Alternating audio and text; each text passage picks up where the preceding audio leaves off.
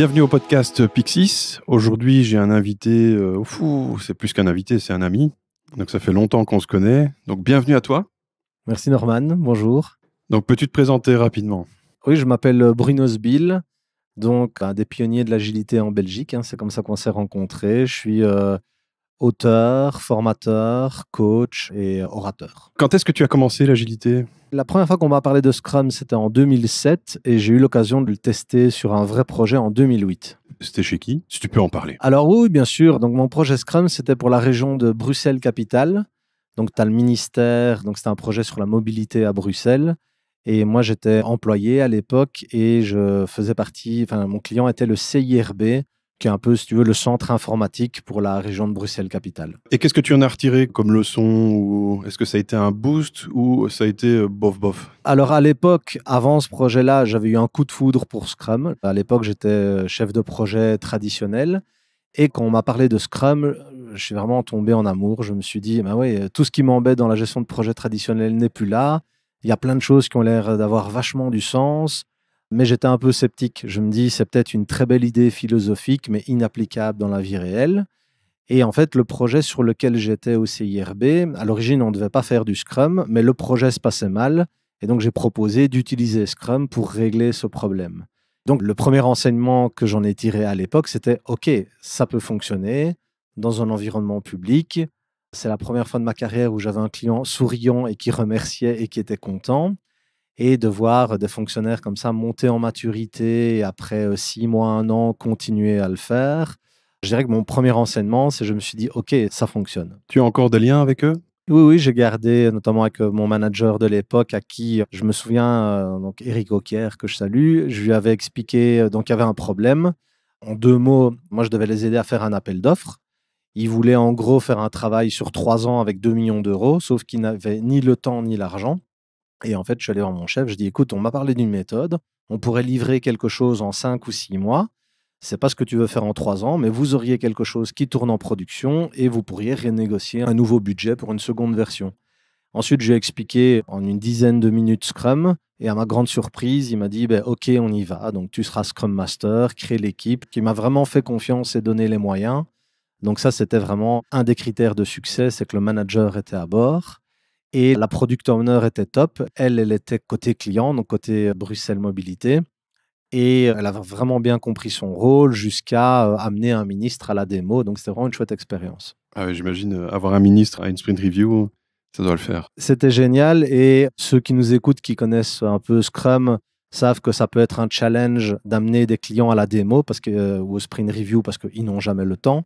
Mais là, dès que le ministre était présent, on a eu une centaine de personnes. Donc là, les agendas se sont libérés. Donc ça nous a même aidé pour la suite pour dire, bah, écoutez, ne nous dites pas que vous n'êtes pas disponible. Apparemment, il y a quand même moyen de vous avoir de temps en temps. Donc là, en gros, c'était la naissance de Bruno Sbill, le coach. L'agiliste. L'agiliste, convaincu. Oui, l'agiliste, parce que je dirais ma casquette de coaching, entre 2006 et 2010, j'ai fait partie d'une société de services informatiques qui s'appelait Axen, qui est un peu la société qui a changé ma vie. C'est-à-dire qu'avant, j'étais plutôt dans des organisations de services où tu es plutôt un matricule, où c'est plutôt bureaucratique. Et là, c'était déjà la structure d'entreprise, c'était une adhocratie. Donc, si tu veux, un peu l'ancêtre de ce qu'on appellerait maintenant la sociocratie ou Reinventing Organization. Et donc, de voir qu'un directeur pouvait être disponible, sympa, que ce que tu faisais avait un réel impact sur l'entreprise, qu'il y avait une vraie transparence, des valeurs vraiment appliquées, ça a vraiment changé ma vision du monde de l'entreprise. Et donc, c'est plutôt chez Axen que j'ai découvert l'aspect coaching et formation et même psychologie et développement personnel. Ça me parle beaucoup ce que tu dis parce que justement, je me retrouve un peu dans ton parcours parce que évidemment, ça part d'une expérience et puis tu dis mais finalement, ça existe d'être un peu content de bosser, d'avoir un cadre de travail agréable. C'est clair, j'avais même des amis à l'époque qui me demandaient, quand je disais du bien de ma boîte, ils me disaient: «Est-ce que tu es contractuellement obligé de faire ça?» Ou alors: «Mais est-ce que ce n'est pas comme une secte?» Tu vois, comme si le principe d'être heureux dans son travail ou d'aimer ce que tu fais était impensable pour certains, quoi. Et donc, on va parler peut-être des différentes facettes de ton parcours professionnel. Donc, il y a Bruno Sbill, le formateur. C'est né là aussi? Oui, disons que par la force des choses, alors chez Axen, on faisait déjà des formations. À l'époque, par exemple, je donnais beaucoup de formations sur comment donner et recevoir le feedback. Et quand je me suis improvisé Scrum Master, il faut bien savoir qu'à l'époque, il n'y avait aucun livre. Il y avait juste Henrik Niebuhr qui avait écrit Scrum et XP depuis les tranchées, qui était disponible qu'en anglais. Et voilà, aujourd'hui, on a pléthore de livres, de logiciels, etc. Donc, même parfois, je contactais des gens à Londres en disant, je sais que tu fais un peu de Scrum, comment tu fais une démo, quoi. À l'époque, il y avait assez peu de choses et par la force des choses, je commençais à former sur Scrum, déjà en interne, l'équipe. Et puis, chez Accent, on avait un formateur qui était très dynamique, qui faisait plein de jeux de rôle, etc. Et je me suis dit, en fait, ça me pourrait me plaire comme métier. Vu qu'en 2010, j'ai quitté Accent, comme le directeur avait quitté, je me suis lancé comme indépendant pour faire toute une série d'activités, notamment formateur. Et aujourd'hui, tu as formé combien de personnes? Comme tu le sais, je donne des formations certifiantes Scrum. Je sais que les formations certifiantes, comme là, on a un compteur, comme tout est logué, j'ai formé 2500 personnes. Ouais. Mais sans doute plus, parce que je fais aussi d'autres formations. Voilà, le nombre n'est pas un Oui, objectif, non. mais voilà, j'ai quand même un peu d'expérience là-dedans. Mais justement, c'est en train de ma prochaine question, c'est tu as formé 2500 personnes, tu as toujours la niaque, tu as toujours l'envie d'aller parce que je connais pas mal de formateurs qui ont une certaine lassitude, voilà, Oui. j'ai formé 2000 personnes, c'est bon. Qu'en est-il pour toi? C'était une de mes peurs, parce que moi j'ai toujours aimé faire des choses différentes. Dès que je maîtrise quelque chose, j'ai envie de passer à autre chose. Et je me suis dit, est-ce que si j'ai des formations, donc principalement Scrum et Product Owner, est-ce que ça va pas être toujours la même chose? Bon, déjà, je donne aussi d'autres formations, parfois des formations sur mesure, notamment en soft skills. Mais déjà, en fait, il y a deux choses. C'est les gens. Moi, j'avais peur qu'en donnant des formations, je sois déconnecté du terrain, même si je suis encore coach sur le terrain et de rencontrer énormément de gens et d'avoir des retours d'expérience, de secteurs de l'informatique, mais aussi des gens qui construisent des bateaux, de start-up, de jeux vidéo. Enfin, tu touches vraiment tout le monde. Ça t'amène beaucoup d'expérience et comme ma formation, elle est en mode Scrum, les gens influencent le contenu de la formation. Donc, je donne jamais vraiment deux fois la même formation. Si peut-être quand j'explique Scrum en 10 minutes, ça c'est la même chose. Il y a déjà ça. Et il y a le fait aussi que, comme je me suis lancé comme indépendant, moi, je voulais donner des formations d'une certaine façon. Par exemple, dans le business de la formation, il y a beaucoup de gens qui vont venir te dire, OK, tu es formateur Scrum, donne-moi ton tarif horaire, et puis on va travailler ensemble. Et donc, toi, on va dire, voilà, imaginons, tu demandes 500 € pour une journée, et puis tu vas aller travailler pour un gars qui t'amène 20 personnes, qui l'a fait payer 500 €. Donc, lui, il va se faire 9500, toi, Et toi 500? 500. Bon, tu touches 5% et lui 95%. Tu dis, c'est pas comme ça que je veux travailler. Quand j'ai commencé à travailler en tant qu'indépendant, je dis, moi, je veux des gens qui partagent les valeurs agiles, notamment la transparence, de dire quel est ton budget, combien tu comptes vendre la formation à tes clients, et voyons ça comme un projet commun, comme une collaboration, et voyons comment on se répartit le chiffre d'affaires de façon juste, quoi. Donc vraiment, tu reconnais les principes agiles. Alors évidemment, au début, je me suis fait rironner par plein de gens, pris de haut, vous êtes un petit jeune qui ne comprend rien. Mais j'ai persévéré et j'ai trouvé des gens qui collaborent comme ça, que ce soit à Paris et en Belgique. Et ça, c'est fantastique, quoi, parce que tu es vraiment sur une transparence. Tu perds tous les petits jeux commerciaux où au final, tout le monde est perdant. Parce que si on t'a eu une fois commercialement, la deuxième fois, tu bosses plus avec eux. Ce qui fait que j'ai toujours le plaisir qui est là. Et le fait que pendant le Covid, l'activité a très baissé, ça a un peu ranimé la flamme. Et j'étais vraiment content parce que moi, j'ai horreur de donner des formations online. Là, je donne que du en présentiel. Pendant le Covid, j'ai dû faire du online, mais c'était pénible. En tout cas, c'est pas mon truc. Ouais, j'imagine. C'est compliqué, nous aussi on est passé par là et se ramener sur un Teams où il y a 20 personnes, où il y a à peine 2 caméras ouvertes, c'est pas gai du tout. Et à l'époque, je me rappelle parce qu'il y avait pas au tout début du Covid, il y avait pas les fonctionnalités de flouter le background, donc les gens disaient: «Ouais, moi je suis chez moi, j'ai Oui, pas envie oui, que vous voyiez la cuisine ou même mon bureau, quoi». oui, c'est Ça, je clair. pouvais comprendre, mais à la place du formateur, c'est pénible, quoi. C'est parler à un mur, en fait. Ah oui, oui, moi j'ai une amie qui est prof d'université, elle avait 300 étudiants avec 10 caméras ouvertes. Donc là, c'est vraiment parler à un mur au sens premier du terme, quoi. Noir, un mur noir, ouais. Du coup, je me projette, hein, comme je disais, un petit peu chez toi. On a des parcours similaires avec quasi des dates, aussi similaires parce qu'on a commencé la journée agile en 2010. On a commencé à donner les formations aussi et très vite, en fait, chez nous, les gens viennent à une formation et puis quelques semaines après, ils te rappellent, ils disent: «Bon, j'ai retenu, mais j'y arrive pas. Est-ce que tu peux nous aider?» Donc j'imagine que le parcours de consultant démarre aussi quasi en même temps. Oui, moi j'étais déjà consultant, employé de société, où j'ai commencé comme développeur, puis j'ai évolué vers la gestion de projet. Et puis, à l'époque, je parlais à des conférences, ça on en parlera sans doute après. Mais donc je commençais à être un peu connu dans le milieu de l'agilité, surtout qu'on était très peu. Pareil, je donnais des formations, j'étais coach agile, ça veut dire qu'il y a des clients qui me contactaient pour dire, on a compris la théorie, mais comme tu dis, on n'y arrive pas. Et donc j'allais aider des sociétés, parfois 4 jours semaine, à mettre ça en place parce qu'ils avaient 4-5 équipes Scrum, aussi une équipe infrastructure. Et donc, j'ai fait plusieurs projets comme ça où j'étais plutôt coach agile, ce qui m'empêchait pas de donner un peu de formation, pour vraiment être sur le terrain et réexpliquer et aider et aussi discuter avec les différents départements parce que agile, parfois on croit que c'est un truc pour l'IT, mais en fait, ça va avoir de l'impact côté métier, côté RH, côté call center, partout dans l'organisation. Ouais, tout à fait. J'aimerais bien parler justement de la partie coaching parce que tu parles de coach agile. Donc, je sais que tu as une formation de thérapeute, me semble-t-il. Oui, oui, coach de vie et thérapeute. Voilà. Je sais qu'en France, ils sont assez à cheval sur le terme coach. Ça vient de plus en plus chez nous aussi. Donc, il y a le mot coach agile et il y a le mot coach. Comment tu vois les choses, toi? J'avais eu la chance chez Accent d'avoir eu déjà des formations de coaching parce qu'en fait, quand tu es Scrum Master, tu n'as pas vraiment de boîte à outils. Tu vas faire une rétrospective et il y a 2 clients qui sont internes qui vont te dire j'en ai rien à foutre de ton truc, ça sert à rien. Ok, comment est-ce que tu gères ça? Moi, je me vois comme un coach en entreprise et puis coach de vie, c'est plus le côté personnel, comme tu irais voir un psy. Ce qu'il y a, c'est qu'en tant que thérapie, coaching, tu vas adresser différents niveaux. Mais je me souviens, alors je travaille beaucoup en France, ma femme est française, et c'est vrai qu'en France, il y a vraiment cet amour du mot juste et l'amour du débat. Ce qu'ils appellent par exemple un chef de projet, ça n'avait rien à voir d'un secteur à l'autre ou d'une entreprise à l'autre, ou parfois même 2 départements d'une grosse boîte à l'autre. J'ai vu des analystes, ce qu'ils faisaient pour moi, c'était des chefs de projet, et d'autres chefs de projet qui étaient plutôt des PMO. Donc, ça dépend vraiment comment chacun le comprend. Mais moi, par rapport à Agile, pour moi, un coach, c'est quelqu'un qui va plutôt aider à un niveau macro et méta, qui va coacher les Scrum Masters, les PO, l'entreprise, mais aussi les managers pour qu'ils comprennent, ou les chefs de projet qui ont peur de se retrouver sans travail, pour qu'ils comprennent ce qu'ils ont à faire. Je ne sais pas si ça va dans le sens de ta question sur le coaching. Tout à fait. En fait, moi, ça me fait penser aussi à un exemple. J'aime bien que les mots soient justes, en effet, mais que les personnes puissent prendre leur rôle. Parce que voilà, tu es analyste, mais bon, tu dois aller au comité de pilotage, tu dois faire ceci, tu fais faire ça. Donc en gros, tu es analyste, mais tu es chef de projet. Parce que pour l'instant, il n'y a pas de chef de projet. Mais on va te payer comme un analyste. Oui, entre autres, voilà.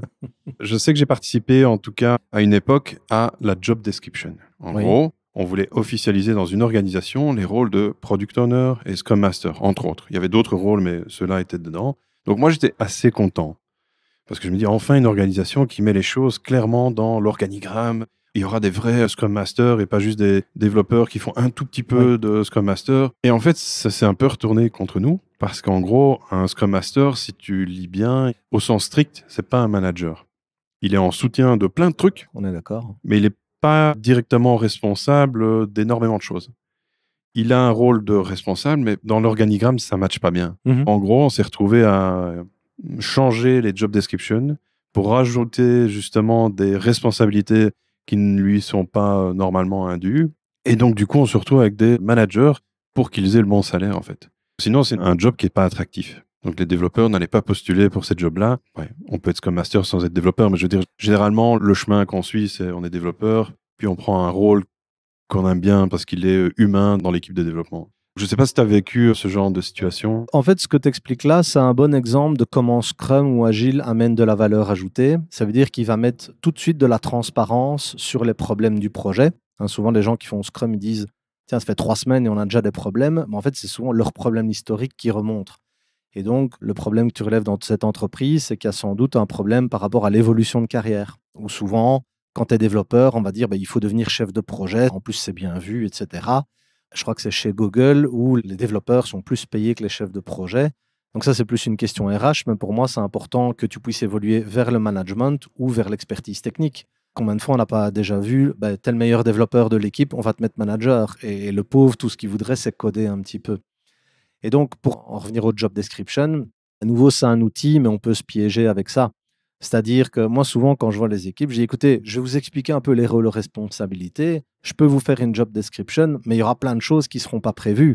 Donc, à un moment, il faudra aller acheter des post-it. Est-ce qu'il faut faire une note de frais? Comment on fait? Qui y va? Il faut le faire. Donc, on s'organise. On ne va pas mettre achat acheteur de post-it. C'est le côté un peu framework de Scrum. Il y a un squelette qui est défini, mais vous allez devoir ajouter des choses dessus. Un truc qui est pas mal qu'ils ont fait chez EVS à Liège, ils avaient un peu des problèmes entre un product owner et un product manager pour bien clarifier. Eux, ils ont fait des fiches de description et ils ont ajouté aussi ça, vous ne pouvez pas le faire.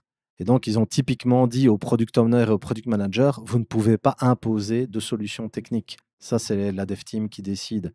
Et ça, je trouve que c'était intéressant d'utiliser un truc qui existe, une job description, pour passer un message. On peut faire ça avec les KPI, par exemple, quoi. Mais c'est vrai qu'au final, il faut que les choses soient faites et on n'arrivera pas à tout définir. Par contre, on va apprendre au fur et à mesure. Ouais, exact. J'ai envie de parler de Bruno, le conférencier.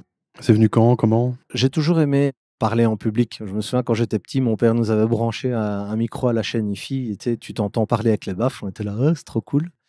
Puis j'ai été chef scout, donc par la force des choses, tu fais des veillées, etc. pour ceux qui connaissent le scoutisme. Mais à nouveau, c'est un peu comme formateur. Quand j'ai commencé à faire du Scrum, je suis allé beaucoup en France, qu'en Belgique, il ne se passait pas beaucoup de choses. Il y avait toi et Pierre-Emmanuel pour la journée agile, mais il n'y avait pas grand-chose.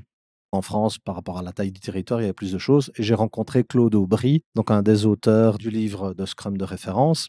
Et à l'époque, sur notre premier projet, on avait fait une vidéo avec la musique des Red Hot Chili Peppers, qui est depuis été censurée par YouTube, pour vraiment montrer aux gens, regardez, on le fait, c'est possible. Et la vidéo avait eu son petit succès. Et puis, je me souviens à l'époque, j'écrivais un blog et avec Claude Aubry qui me mettait en commentaire, si vous cherchez des gens pour faire du Scrum, je suis présent. Et c'est comme ça qu'on est rentré en public. Et lui m'a dit, bah, écoute, tu devrais venir faire un retour d'expérience en tant qu'orateur. Et puis j'étais là, mais qui suis-je? Je ne suis pas orateur professionnel. Qui suis-je pour faire ça? Il dit, mais non, viens et tout. Donc bref, j'ai fait ma première conférence à Toulouse. Et c'était un premier contact aussi avec la communauté agile. Et voilà, ça m'a bien plu. J'étais très bien accueilli. Merci Toulouse. J'ai continué. Et c'est vrai que les conférences agiles, j'adore parce que plus que les talks, tout ce qu'on peut faire, les échanges avec les gens, t'en as plein qui se posent les mêmes questions existentielles que nous par rapport à la planète, par rapport à faire un monde meilleur. Il n'y a pas nécessairement d'ironie quand tu dis que tu veux faire quelque chose. Moi, je crois vraiment que les méthodes agiles peuvent améliorer les choses dans le monde du travail. Donc voilà, c'est un peu par hasard aussi que j'ai commencé. Et puis, bah, j'ai toujours aimé que ce soit faire des workshops ou des talks et d'avoir des retours aussi par la suite. C'est quoi le plus waouh? L'événement le plus waouh auquel tu as participé? Alors, je vois deux choses. Le premier waouh, mais j'étais waouh, c'était quand j'avais proposé un talk à la journée à Agile France, une super conférence qui malheureusement n'existe plus. C'était en 2010. Moi, je voulais parler de psychologie et de développement personnel. Donc, à l'époque, ça ne se faisait pas du tout. Et dans mon formulaire, donc tu vois, tu as un formulaire pour faire le truc, je vois un truc, j'avais fait keynote, mais je ne savais pas ce que c'était une keynote à l'époque. Et donc, je me suis retrouvé, je crois que c'était ma deuxième conférence de ma vie, à faire la keynote d'Agile France. Je regardais le programme et je dis, mais je ne me vois pas où je suis. Mais toi, tu démarres, tu es tout en haut, tu vois. Ok, mais finalement, c'était une bonne expérience. Voilà, j'étais vraiment dans le bain. Mais ce qui avait été génial, c'est qu'après, il y a plein de gens qui étaient venus me parler. J'avais parlé du triangle dramatique et il y a plein de gens qui aimaient déjà la psychologie et qui étaient là, ah bon, on peut parler de ça? Je dis, bah, écoute, a priori, oui. Donc ça, c'était bien. Et puis, bah, il y a plein de confs que j'ai aimés. Après, j'ai fait les conférences de Agile Alliance. Donc, ils sont toujours aux États-Unis. Et c'est des conférences où tu peux avoir 2500 personnes. Et le truc qui était sympa, c'était vraiment que tu rencontrais des gens de tous les continents, de toutes les cultures, un peu avec la démesure à l'américaine, quoi, mais c'était vraiment intéressant. En 2013, j'étais orateur à Nashville. À l'époque, mon anglais n'était pas parfait. J'aimais pas trop prendre l'avion et voyager. Et là, je me suis retrouvé dans une conf où je connaissais personne, où il n'y avait pas la langue. C'était des bons souvenirs aussi d'avoir dépassé mes peurs et d'avoir osé faire ça, quoi. Ouais, chouette. Nous, on se connaît déjà depuis longtemps et tu étais déjà venu à mon micro quand j'étais chroniqueur pour une petite radio à Charleroi. Et c'était le moment où Oui. tu sortais ton bouquin. Donc, j'aimerais bien justement parler de Bruno, l'auteur. Oui, ben merci, parce que c'est vrai que du coup, vous étiez les premiers à interviewer pour le livre. Je vais revenir 2 minutes sur Axen. Là-bas, comme on était en train de changer le modèle de société, donc on passait d'une structure entrepreneuriale, où si tu veux, le directeur est un peu partout et sait tout faire, à une structure adocratique, où c'est le projet le plus important. Et donc, la procédure dit ça, il faut faire autre chose que la procédure pour que le projet aboutisse, ben on va le faire. On dit qu'on n'engage que des universitaires, mais il y a un gars qui est vraiment bien et qui est gradué, ben on va faire une exception. Vraiment des choses qui, moi, me parlaient beaucoup. Et il y avait des coachs PNL, donc PNL, programmation neurolinguistique, une branche de la psychologie, qui nous accompagnaient et tout le monde était formé. C'était pas juste la direction et le management à qui on donnait des outils très puissants. Tu étais intéressé, c'était en cours du soir, tu pouvais avoir les formations. Et il y avait régulièrement des séminaires aussi qu'on pouvait faire sur base volontaire. Et un jour, j'entends tout le monde revenir du séminaire. Famidame, famidame, famidame. Tout le monde était comme des fous par rapport à ça. On est quand là? C'est en quelle année? Là, on est en 2008, 2009. Et donc, en 2009, j'ai fait mon séminaire Famidame pour découvrir ce que c'était, et qui est en gros, c'est un modèle de développement personnel avec différents types de personnalités. Et l'originalité, ce qui m'avait touché à l'époque, ça touchait toutes des choses que je connaissais déjà, comme le triangle dramatique, le processus du deuil, le livre La prophétie des Andes, les chakras qu'on utilise dans le yoga notamment. Et donc, c'était un peu comme une synthèse de plein d'outils existants. J'ai utilisé ce modèle pendant des années pour, à un moment, je harcelais un peu la créatrice du modèle qui s'appelle Diane Leblanc, une Canadienne. Enfin, je la harcelais gentiment en me disant, il faut que tu fasses un autre livre, c'est génial ce truc. Elle a fait d'autres livres, mais sur d'autres sujets. Et à un moment, a commencé à germer l'idée d'écrire un livre. J'en ai discuté avec Dominique Dethier, qui est une psychologue que j'ai rencontrée chez Axen. On avait collaboré déjà ensemble pour des team building où elle venait coacher des équipes. Et je savais qu'elle utilisait aussi beaucoup les familles d'âmes. Parce que ce qui me plaisait dans ce modèle, c'est vraiment le spectre d'application est très large. Tu peux utiliser ça pour ton leadership, tu peux utiliser ça dans une équipe Scrum pour apprendre à bien communiquer. Moi, je l'ai utilisé personnellement pour me comprendre. J'ai fait une thérapie où on utilisait les familles d'âmes. Je l'ai utilisé avec mes enfants, je l'ai utilisé dans mon couple. Mais voilà, on n'est pas obligé d'utiliser pour tout ça, mais les gens peuvent piocher un peu dedans. Et à un moment, j'ai proposé à Dominique de faire un livre sur le sujet où on mettrait toutes nos expériences. Ça a bien fonctionné. On a commencé l'écriture en 2017 et on s'est fait publier. On a eu l'éditeur qu'on voulait, qui est Guy Trédaniel à Paris. Et le livre est sorti en début septembre 2019. Et là, il a été vendu à plus de 5000 exemplaires, qui, je pense, pour des auteurs inconnus, est pas mal. Donc, en tout cas, on voit qu'il continue à être acheté. Donc, quelque part, ça veut dire que le livre reste vivant. Et comme nous, on voulait faire connaître ce modèle, c'est une grande satisfaction. Tu peux nous en parler un peu plus? C'est sur l'écriture. Ça, c'est quelque chose qui m'intéressait. Est-ce que tu as justement Le processus d'écriture. Oui. Est-ce que tu as pris de l'agilité pour écrire? Oui, alors pas trop, parce que c'est marrant, parce que souvent les gens nous disent « Ah, c'est terrible d'écrire un livre. Quel est le mécanisme, la structure que vous avez utilisée ?» Et c'est vrai que nous, on se regardait « Ah oui, c'est vrai, en fait, comment on a fait ?» Et en fait, dans les familles d'âmes, tu as un truc qui s'appelle les missions de vie. Donc, dans les familles d'âmes, on a la croyance qu'on s'incarne pour faire quelque chose. Et tu peux le faire ou pas, à chacun à choisir, pas de pression. Et moi, en tout cas, c'est un truc qui me parlait beaucoup. Ma famille d'âme, donc les passeurs, la mission de vie, c'est éveiller les consciences. Et en fait, je me dis, mais c'est ce que je fais dans les conférences agiles. J'essaye de parler de l'humain, de la psychologie. Moi, c'est toujours l'aspect humain qui m'a passionné. Et en fait, je me dis, mais je suis déjà en train de faire ça. Et quand je me suis lancé comme indépendant en 2010, je me suis dit, je vais essayer de mettre un maximum de choses en place dans ma vie pour pouvoir toucher à la mission de vie. Et ce qui nous a vraiment motivés, c'était que ça touchait tous les deux à notre mission de vie. Là, en l'occurrence, de faire connaître ce modèle au plus grand nombre. Parce que notre ambition, c'était de le faire connaître au monde du développement personnel, mais ça, on a envie de dire, ça va les intéresser, mais aussi aux gens qui connaissent pas du tout la psychologie ou le développement personnel, comme une directrice d'école ou un CEO ou une responsable RH, parce que il y a des outils hyper utiles pour les équipes. Et donc, finalement, on avait juste un Word partagé. On s'est réparti le travail. En gros, tu as eu 3 grandes parties. La première partie, la partie la plus sympa, c'était la créativité. Et donc, c'est vrai que moi, j'allais courir, je m'arrêtais, je prenais mon téléphone, je notais des idées, parce que j'avais des idées tout le temps.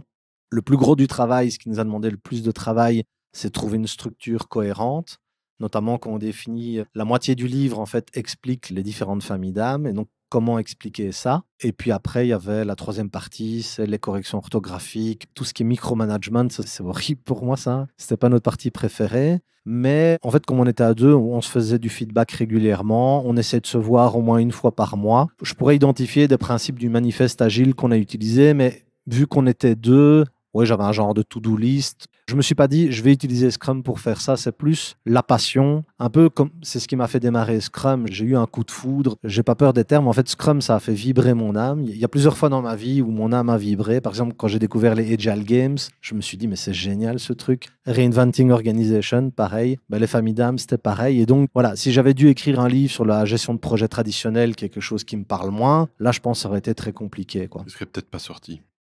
Oui, voilà, je pense que je serais encore en train de l'écrire ou il n'aurait pas été intéressant à lire s'il était sorti, quoi. À quel moment tu te dis, là, il est assez bon? Ah oui. Quand est-ce que tu finis, en fait? C'est ça qui me... Heureusement, Dominique et moi, on avait dû écrire un mémoire de fin d'études pour nos études. Et donc, à la fin, tu sais, c'est comme ça, tu relis, tu vois plus rien et tout. Et donc, la phrase qui nous guidait, c'est « le mieux est l'ennemi du bien ». Alors, un truc qui nous a beaucoup aidé quand même dans notre processus de travail, c'est qu'on avait écrit plus ou moins la moitié, on l'a fait relire par une quinzaine de personnes. Des gens dont on connaissait les familles d'âmes, donc on voulait que chaque famille d'âmes lise le livre, et aussi des gens qui ne connaissaient rien aux familles d'âmes, voire rien au développement personnel.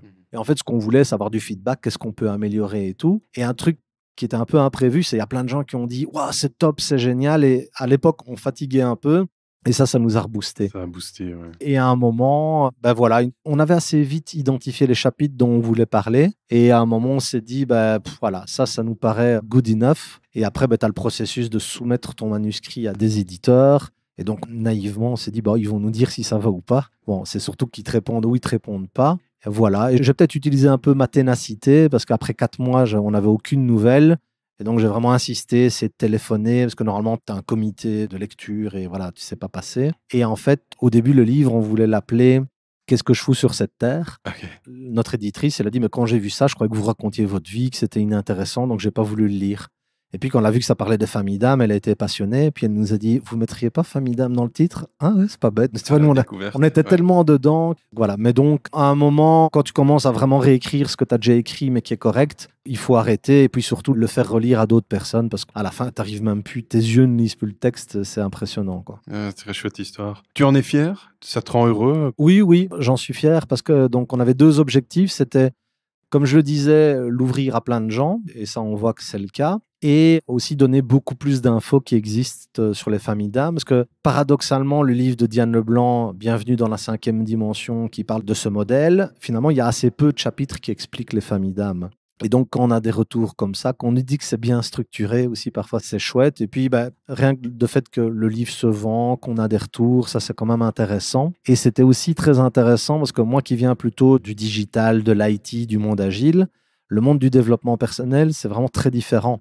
Par exemple, tu envoies une newsletter ou un mail, même des gens s'inscrire au séminaire par mail, c'est pas évident. T'en as, ils n'ont pas de mail. Et donc, c'est pour ça qu'on voulait absolument un livre qui serait présent en librairie, aussi un format papier et pas que électronique, quoi. Donc oui, franchement, c'est une fierté. Parfois, je le relis, je dis on a écrit ça, ouais, c'est pas mal. Donc, on est content.